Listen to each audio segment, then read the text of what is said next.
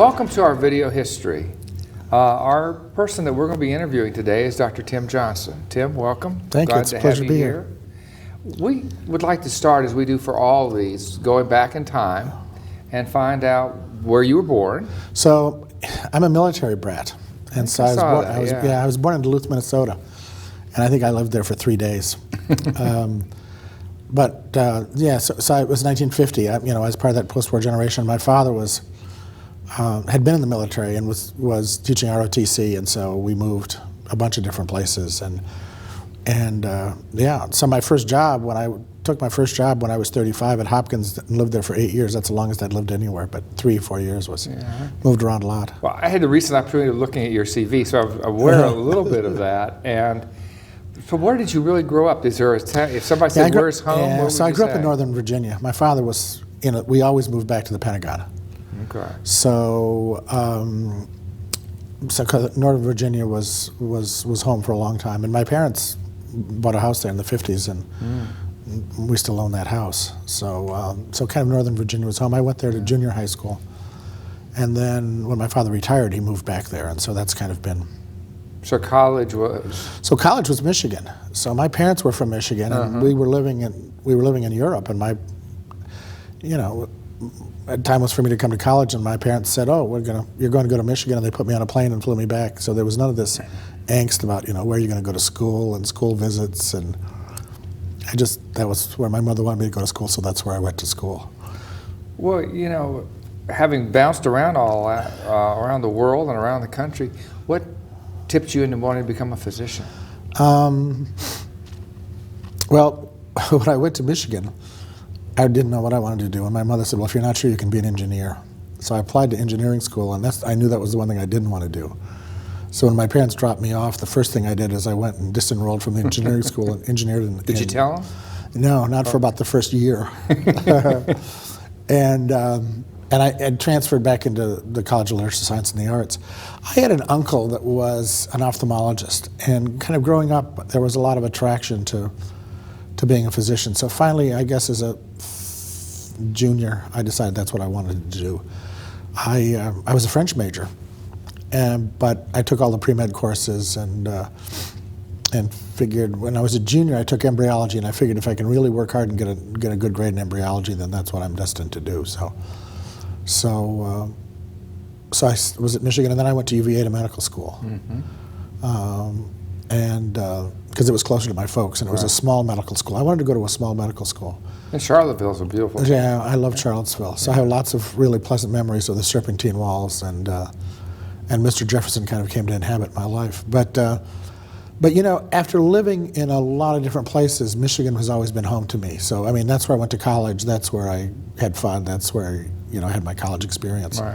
So that's where I went to do my residency, and then eventually that's where I ended up as... Well, what directed you to become an obstetrician gynecologist? Well, that's interesting. So I was always interested, like most people, I was always interested in sex and, reproduction. And I was really... Did you learn that at Michigan? Yeah, I know. Okay. I think I learned that in kindergarten. I was really interested in kind of reproductive physiology. I was really interested in how IUDs worked. I did a research project with a physiologist at Michigan who was interested in copper and how copper prevented implantation. And we put copper IUDs in rhesus monkeys. And I don't know if you've ever worked with rhesus monkeys, but I got bitten all over the place by trying to put an IUD in a rhesus monkey. It was a real trying to get the monkey in a seat and tied in so you could put an IUD in was a real interesting trick. And so when I grew up in college, I remember saying, I want to be a gynecologist, but I was interested in kind of reproductive endocrinology and fertility. And then as a medical student, I got interested in maternal fetal medicine. So, I was always interested in OBGYN. I suspect, OBGYN is such a cool specialty because it's like a soap opera every day. The things we take care of are, having babies and death you can and do life. Whatever you want and you can kind of morph back and forth and do different things. So what tipped you into maternal fetal medicine? Well, I had a summer, so I wrote, I was at UVA in medical school, and my wife, I decided to go away to medical school, and I didn't have anything to keep me in Michigan, and I decided to go on a date with somebody before I left town, and met my wife, and so 2 weeks before I left, all of a sudden I had some reason to stay in Ann Arbor. So I decided I wanted to do a research project, and I wrote a letter to Bob Wilson, Dr. J. Robert Wilson, who went on to become president of the college, and said, I want to do reproductive endocrinology, and I'm interested in infertility, and I'm interested in how IUDs work, and I'd like to do a summer research project on infertility. And he wrote back and said, you're going to work with electronic fetal monitoring. And so I said, great. And it was great timing. And it was perfect timing because electronic fetal monitoring was kind of, hitting the strides. The monitor that I worked with was about 6 feet tall, and there was one electronic fetal monitor, and you had to wheel it in the room. And I guess I was a second-year medical student, and I was the only one who knew how to kind of plug the damn thing in and get the paper in and load the paper.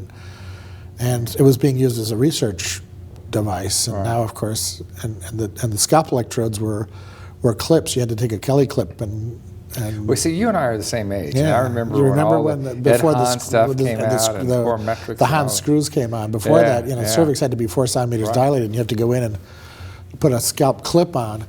It was a real thrash, and just getting the paper to run through the machine was a challenge. So I became enamored of labor and electronic fetal monitoring, and so that's what I did.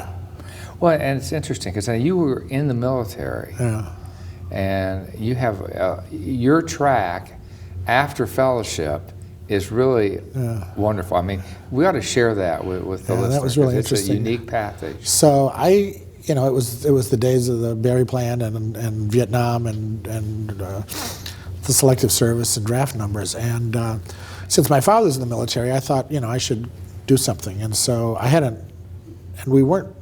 actually had an ROTC scholarship to go to Michigan to school. So I had an ROTC commitment. Got a commission when I graduated. Then I deferred to go to medical school, deferred to do residency, deferred to do fellowship, and then I went on active duty 12 years after, 11 years after I was commissioned. Mm-hmm. So I was commissioned and I was a second lieutenant for a day, and then I became a major. Oh my goodness. And I was lucky. I spent 2 years, because I was a perinatologist, they sent me to teaching hospitals. And so I finished in Baltimore and went to Biloxi, Mississippi. Mm-hmm.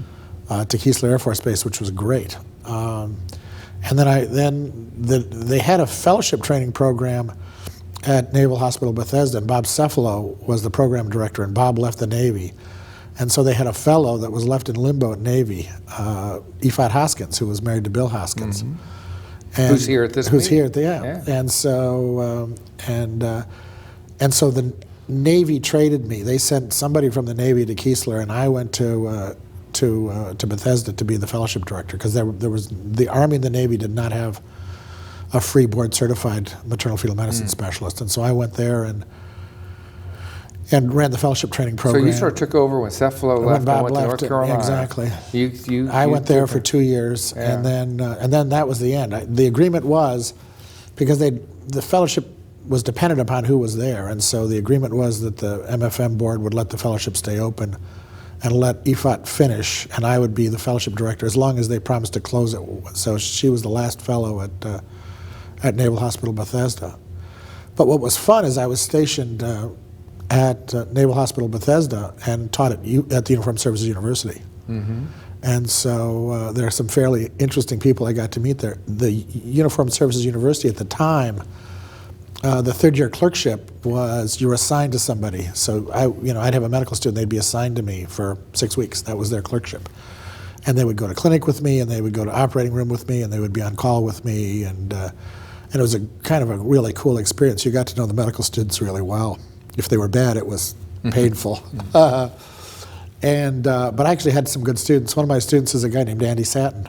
Who is, of course, now the chairman of Johns Hopkins. Right. But Andy was, a young second lieutenant, third-year medical student, and was in my clinic, and I got to spend 6 weeks with Andy, and got to know Andy pretty well. Andy, great clinician. You could tell as a medical student what a great clinician he was. And didn't you then rotate from Bethesda out to Hopkins? Well, I rotated from Bethesda and Walter Reed. And Andrews. I was the consultant. I was the military consultant for the tri-hospitals in the area. It was terrific. I have another great memory. Patty Sulak, who's now in Texas, was a resident at Walter Reed. And one night, I was at Andrews, and I was on call, and we had a woman who had a cerclage. and she ruptured membranes at like 33 weeks or something like that. And so we wanted to transfer her to Walter Reed, because we didn't have a NICU or anything like that. So I called and said, I've got a lady here, and she has an incompetent cervix, and we'd like to transfer her.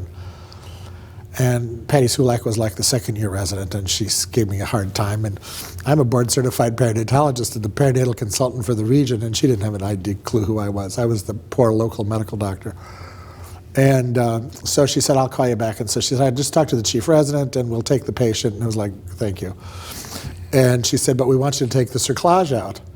And I said, well, I don't want to take the cerclage out. And she said, well, we think that the cerclage should come out because she might be infected, and before you transfer her, we want the cerclage to come out. And I said, well, the cerclage isn't going to come out. She said, well, then we're not going to. I think I know where this is headed. So she said, so we're not going to take her.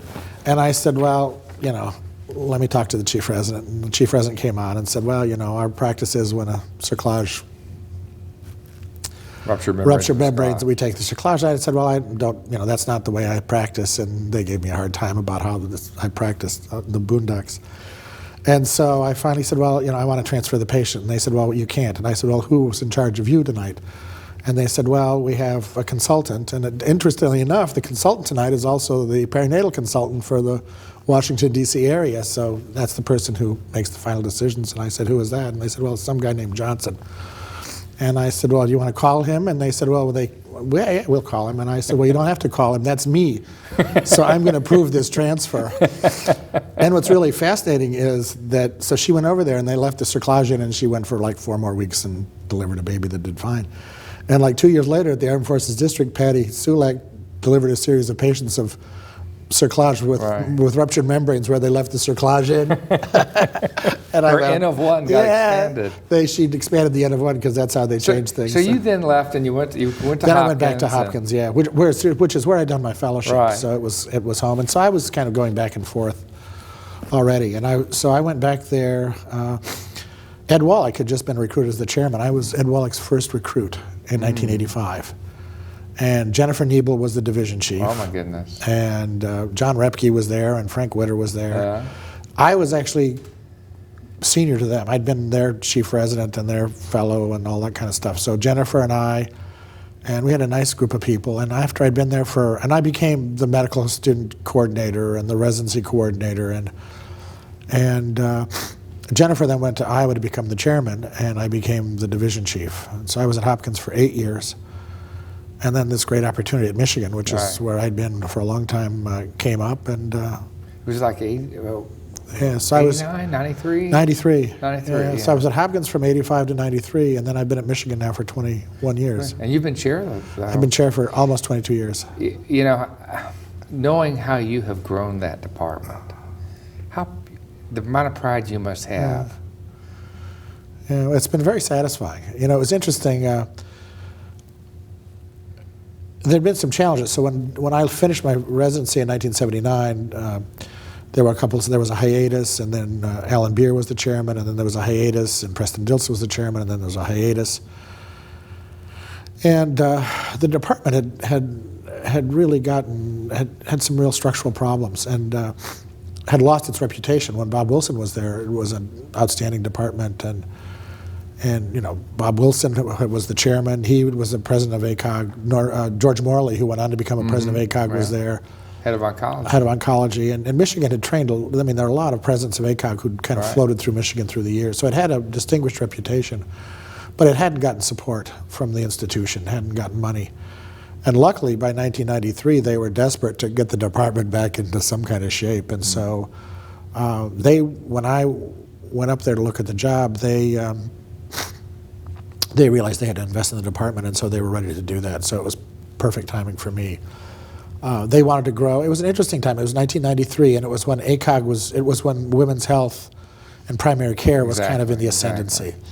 It was right around the time that the college added women's health to the title.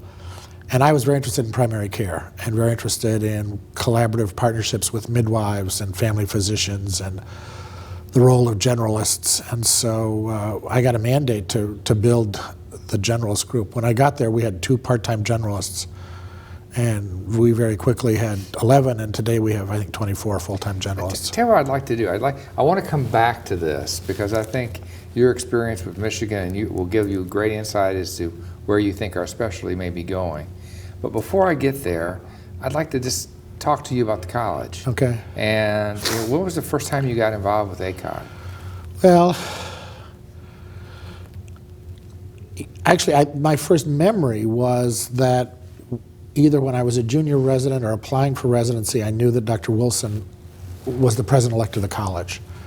And so I thought training at a place where the chairman was involved with the college was something that would be good and interesting. And I watched Dr. Wilson prepare his presidential address, and I saw him kind of behave in a international and national environment. So that was kind of the first memory that I have of the college. And then I got very involved in the Armed Forces District. I mean, the Armed Forces District has always been very, very strong, and it was. Still is, yeah. It still is. And when I finished my fellowship in '81, I was in the military, and Armed Forces District was strong, and so I came to Armed Forces District meetings, and then had papers that were brought forward to the national meetings, and had a young family. The meetings were in good places for families. Right. And my family. I think the first time I went to an Armed Forces District meeting, it was in Orlando, and it was the first time I'd ever been to Disney World. And my son was maybe 3 or 4, and we spent some. We went to the meeting, and the kids were there. Well, I had a son and my wife, and I mean, I remember enjoying the college meeting, and I enjoyed kind of the events around the college meeting, and the events for the kids, and doing Disney World, and so that became. As I grew up, what I always did was I have 3 kids. I have 2 sons and a daughter. And when I went to meetings, national meetings, I always took one of them. I mean, I remember there was a ACOG meeting in California, again at Disneyland, I guess. And it was my daughter's 5th birthday. And so she and I were out there for 5 or 6 days. And she and I celebrated her birthday with a strawberry something or other. So it's interesting. I think for me, I always think of ACOG as not only a professional place but a family place, and a place that we always brought kids. And I don't think that this Camp ACOG that they have now, I don't think was as active back then. No, I think we had to take care of our own kids back then. Did, yeah.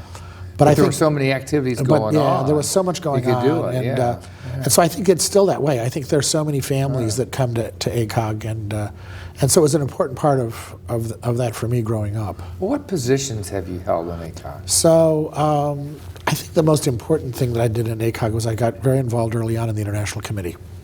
One of my other mentors was Jack Schiar, who's been very involved in ACOG and FIGO. And so I was chair of the International Committee, and I think that was probably, as I was thinking, what kinds of things I've been involved with at the college, I was chair of the International Committee when we talked about kind of what the strategic plan was. This is probably 20 years ago now. Right. And it was a time when the International Committee was kind of doing a lot of stuff, stamping a lot of fires out all around the world, and we decided consciously that we were going to focus on the Western Hemisphere. And when you look back on what ACOG accomplished in Central and South America, remember there was about a 10 or 15-year period where... Well, FIGO asked us to take South America and Central America, and that's what we did. And so the International Committee said that's what we should be doing. And it was a very, very successful partnership. I mean, I think that ACOG's relationship with the Central and South American societies is outstanding, and we have, the affiliate fellows and all those kinds of things. And I think that's, when you're a member of a committee, you can make, you can be involved in decisions that have that kind of an impact. I also was on a prologue task force, which was really fascinating. Right. I remember that. I remember vividly, I was out with Mike Green and a couple of we were all young perinatologists, and we were trying to write questions for prologue, and there were 2 things. We wanted to write a question about breech delivery, and we wanted to write a question about premature rupture of membranes. Right. And we ended up not even being able to write a question that was interesting about breech, because there was so little consensus about breech that was like, the only question we could have asked was, true, false. Breech delivery is when there's a non-vertex presentation. But in terms of management or anything, there was nothing. And same with premature rupture membranes. Right. In in the early 90s, there was just no science. Well, let me ask you, I want to come back now because there are two areas that you have, I think, a lot of vision in. One is I'd like to hear your comments about ACOG and international experience. I mean, what your department has done in Ghana is just unbelievable. And I'd like to share that with everybody. And then we're going to take about a few minutes to do that. Then we'll come back and we're going to talk about where LBGYN is going. Okay. So Well, I mean, first. what's happened internationally has been remarkable, I think, the last 20 years. ACOG has become much more involved with FIGO. FIGO has become much more involved globally. Departments have become very much involved internationally, and our department's been involved in Ghana and now Ethiopia. I think what's happening now, there's a huge demand from the millennials, from kids who are in medical school now or recent graduates, to do global work. And I think that demand from students who are soon going to be junior fellows, who are soon going to be fellows, is going to drive a demand for opportunities to do global work from a generation who are interested in doing global work and who are willing to move around and not have a job for their whole lives like those of us who are baby boomers. So I think there are huge opportunities for the professional societies, for the American College of OBGYN, for the Royal College, in conjunction with FIGO, to partner with universities. There's as you know, ACOG is very involved right now in the kind of developing a broad partnership with American universities. I think that if you look at Western civilization, the two great institutions are the church and the universities. Professional societies aren't quite there yet, but maybe a couple of hundred years from now, it'll be the American College that's the great institution. But I think the universities have got an interesting and important role to play in developing these global partnerships. But I think they need the help of the professional societies because many countries don't know how to accredit and certify and do maintenance of certification and continuing medical education and lifelong education like our professional societies do. Sort of like what we've done in Central America. Exactly. So I think that there's a great opportunity over the next 20 years for the college to partner with academic institutions and with FIGO and the Royal College to develop partnerships with people in sub-Saharan Africa and in the Indian subcontinent. And I think a lot of those countries need professional societies. They need a professional society like ACOG. And I think there's been working around, what have we learned about how to make ACOG successful and how can we transfer that information about what professional societies should look like to Ethiopia and to the Zambia and to that. Because, our professional societies in the U.S. and the U.K. are very different than the ones in France and Sweden. Yeah, exactly. I mean, they're really important in terms of change and advocacy and activism and leadership. I mean, we've seen a lot at this meeting around leadership and leadership training and activism and advocacy. And we heard this great talk this morning by Leslie Regan around women's health as a human right. And I think, the college has got a role. I mean, that's obviously the Royal College's position, and Leslie chairs a FIGO committee. Exactly. She and Diane McGrain sort of exactly. Did that together, so there's this kind of idea about how can we as OBGYNs become part of this global view of not just women's health as a human right, but in the United States, health is a human right. It really has changed our direction. I mean, we're really out there looking about global women's health and not just health in the United States. No, I think that's right. And I think that's what the young, there are so many young fellows and so many medical students that want to do that. And I think the colleges have got an opportunity to offer those kinds of opportunities for people. Well, let me come back to the United States for a minute. I mean, I know very well that you have grown the U of M program to one of the preeminent programs in the country. It's just a great, great place, great departments throughout your program. And I think you have more fellows than you have residents. That's right. Which is probably the only program in the country to see that. We have a lot of fellows. So you have created a very unique, very forward-thinking training program. How do you see OBGYN evolving based on how you have structured the training program in Michigan? Well, we decided early on that we were going to have a strong primary care group, a strong women's health primary care focus, but with all the specialties as well. I mean, we thought that we could be a model, an exemplar, basically, of how, what a large multi-specialty practice could look like. So when I got there, we had, I think, 14 faculty members, and we now have 84. So we've grown a lot. We've got a big oncology division and a big endocrine division and a big urogynecology division. And they train fellows, and those people go on to become kind of lifelong learners. Mm-hmm. We have an alumni society that's named after John Delancey in urogynecology, for example. The question has always been, is the U.S. going to become, we're going to become more generalists? Are we going to become more specialists? What's going to happen with the board? Are we going to become a group of subspecialists? Are people only going to do gynecology? Are people only going to do subspecialty stuff? Are we going to have hospitalists? Are we going to have laborists? And I think the answer is all those, all of the above. Right. I mean, if you know one place, you know one place, and people are going to adapt to what they have. I still think we're going to need people in parts of the country where they have to have broad generalist skills. I mean, in North Dakota and the Upper Peninsula of Michigan, we need obstetrician gynecologists who can provide preventive health care and provide, basic services to women and refer appropriate people away. But we also need this subspecialization. I think what makes me proudest of the college in the last decade has been how much the college has got involved with advocacy. I don't remember 25 years ago the college being that involved in kind of political issues. And it's maybe because the country's become so politicized and everything, family planning is controversial. If you want birth control, you've got to get a rider to your insurance policy, and people don't want to provide family planning services. And obviously abortion's very contentious, and pre-implantation genetic diagnosis and genetics. And I mean, the technology is coming so quickly, and I think the college and the college fellows are going to have to become very much activists to maintain women's services. I think we're seeing a big challenge. The college has taken on the challenge of states like Texas, where abortion has become very, very difficult, and access has become a big challenge. Who would have thought?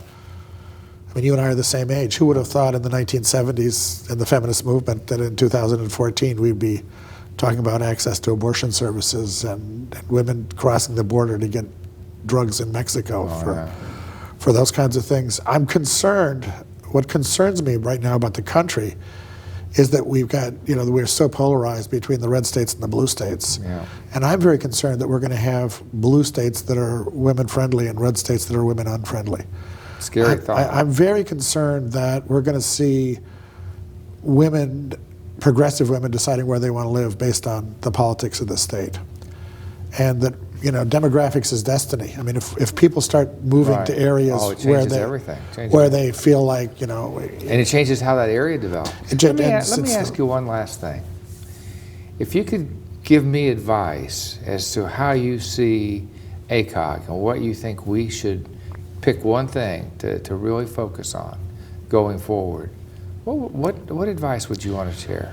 Well, I mean, I think we heard the message today. I think, women's health is a human right in the United States and globally. I think that's a really great message. I think it means that women should have the access to the kinds of services they need and they want, irrespective of politics and funding and all that kind of stuff. And I think that's a banner that the college should take up. I think it has. I mean, my advice is, become an advocate for, the role of women's health. I've been saying for years that the role of women in society, access to women's health services, is the canary in the mine shaft for society's health. Mm-hmm. That how a society is, the social justice in a society, how the justice of a society is reflected by how it treats women. And that great societies that are going to be successful, are societies that recognize education for women, equity for women, access to services for women, healthcare for women, where the issues about women's health and a human right is embraced by the society. And I think those are the societies that are going to be successful. And I think there's going to be a huge clash between the terrorists and the fundamentalists who don't want women's rights. I mean, the biggest challenges to societies right now are terrorism and fundamentalism. Exactly. And where does terrorism and fundamentalism play out? It plays out in women's health. I mean, who gets shot? right? What 15-year-old girls get shot in Afghanistan? It's about human rights of women. Well, you know, it's interesting listening to you and having this great interchange. I think you exemplify what is at the bottom of the ACOG seal. It's women's healthcare physicians. I mean, you've practiced it, you've taught it, and you espouse it. And it's really great to have you as one of our esteemed members and somebody you know, Hal, we all slug away in the we all slug have. away in the. But you have hit a bunch of balls out of the park, and I congratulate you. Yeah, it's been a for all blessing. you've done. It's been a blessing to be able to do what I do. I can't imagine doing anything else. Yeah. Can't imagine doing anything else. I understand that, actually. Right? Yeah. No. Right. The same for you. Totally understand that. Yeah. Well, thank you very much. Well, thank you. It's been fun. It's been great.